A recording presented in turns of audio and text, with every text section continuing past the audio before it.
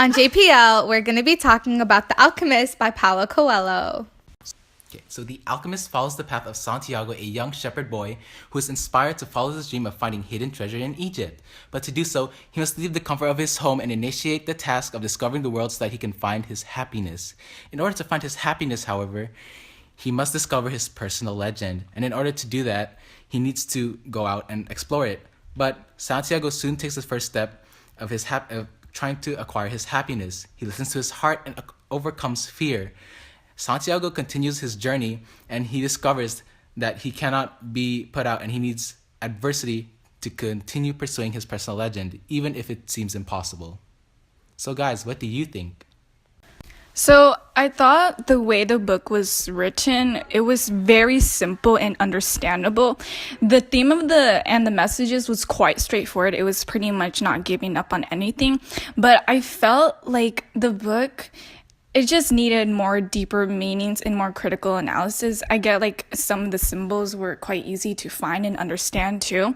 But I didn't really like how between the lines, there wasn't that many deep meanings to it. It was pretty much about like not giving up on anything.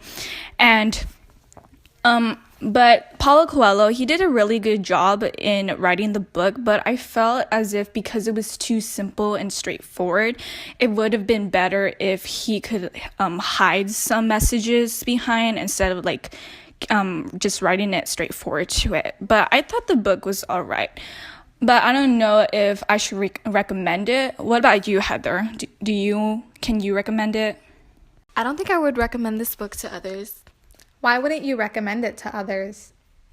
I really didn't like this book because of its simplicity. The book in general I felt was like very boring, and the turning points weren't as exciting as the books that we've read so far. If you could connect this to another book that we've read so far, which one would it be? I would connect The Alchemist to The Door Luck Club because both main characters of the story/book traveled across the ocean to find new livings. So, Prawn Solo, what do you think the message of the book is? I think that the message of this book is that if you work hard, you can reach your goal. The author conveys this message because everyone has gone through down times in life, and the only way to go forward is to never give up and keep believing in yourself. So, Princess, if you could become a character in the book right now, what would you do? I think I would be Fatima because instead of being stuck in an oasis and knowing my future as a wife to like a husband I could rarely see, I would want her to go to Santiago to adventure the world and create new memories, because as being a woman, we have just like started to be accepted into society. And this relates in Fatima because she was stuck in the oasis like other women, and giving her a chance to adventure would let her up to new ideas and societies, which would also help her change society back home and expand her knowledge about the world as well. So, Prawn Solo, if the story had a sequel, what do you think it would be about? If the story had a sequel, I think it would be about the adventures that Fatima and Santiago went through, and maybe they could have children. However, without settling down, the family would journey through different cultures and nations.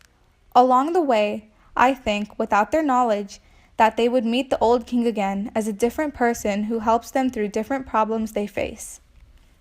At some point throughout the novel, Santiago would go home to his family and show the family of his own to his mother and father.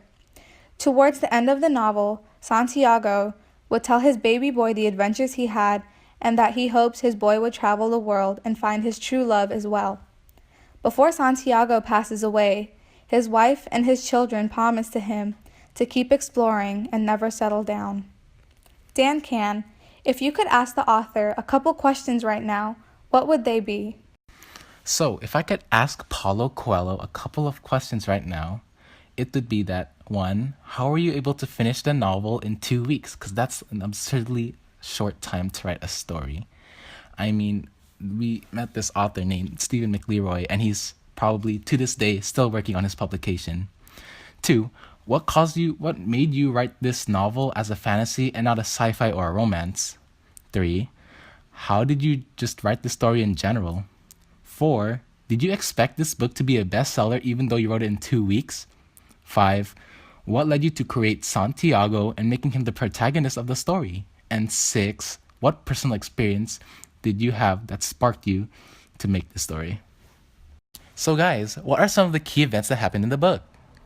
So one of the key events would be Santiago's dream of finding a treasure at the pyramids while he's herding the sheep in southern Spain. Another one is that he asks a gypsy woman to interpret his dream, and she tells him that he must go to the pyramids of Egypt to find the treasure.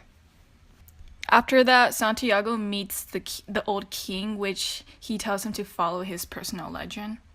The next one is that he sells his sheep and uses the money to go to Africa, but is promptly robbed in a city that he goes to. But because he was robbed, Santiago has to work for a year in a glass shop until he makes enough money to go to the Sahara Desert. Then, he joins a caravan and ends up at an oasis, where he has a vision of an invading army. And because of this vision, and he knows that it's right, he has to warn the oasis leaders in time. At the same time, Santiago falls in love with a girl named Fatima at the oasis, but then he realizes that he must leave her to find his treasure. And so he meets an alchemist who actually helps him cross the desert to go to the pyramids. Then, at the pyramids, Santiago digs for treasure, but he doesn't find anything. He eventually gets beaten up by some thugs, and they steal whatever gold that he had. But one of the thugs helped him by telling him that he dreamed of a treasure in an abandoned church in Spain. Santiago goes to Spain to the church, and he actually realizes that his treasure is actually Fatima, and he found his sheep at the church too. Hey Dan, so what are some key symbols that were in The Alchemist? One of the omens that occurred in the story happened after Santiago was scammed out of his money. Santiago worked in a glass crystal shop, regaining his fortune through hard work and smart business investments. He decided to quit working after making enough money shortly after quitting, but he decided to head back home, rebuy a sheep, and continue living his life as a normal shepherd. But two spheres fell out of his satchel, an omen, and it reminded him of his original plan, which was to travel to the pyramids to find treasure, which was his personal legend. He found himself in a predicament to become a shepherd once again, or to continue his pursuit of personal legend. Another omen was when he spotted the hawk, which foretold the coming event of the oasis being invaded by a couple of thugs. Okay, thank you guys so much for listening in today, and I hope you can comment down below on how you felt about the podcast or anything you would like to say. Thanks for tuning in, and we hope to see you next time. P.S. We don't like trolls. Signing off, Mel Bells. Dan Can. Pran Solo. Princess Heather.